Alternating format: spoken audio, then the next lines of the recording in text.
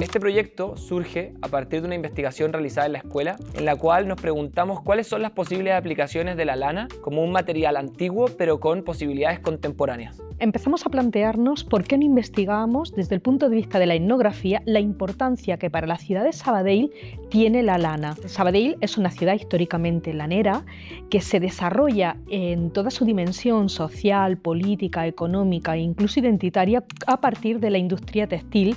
que tiene la lana como materia prima fundamental. A partir de trabajo de campo, observaciones etnográficas, entrevistas,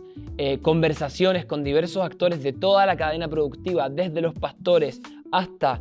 los diseñadores, hemos podido tener una imagen general de cuál es el lugar que tiene la lana en nuestra sociedad contemporánea. Redescubrir todo esto, replantearse la lana a partir de los proyectos ya existentes, como he dicho anteriormente, es el objetivo de este trabajo que hemos realizado y que para nosotros supone una investigación etnográfica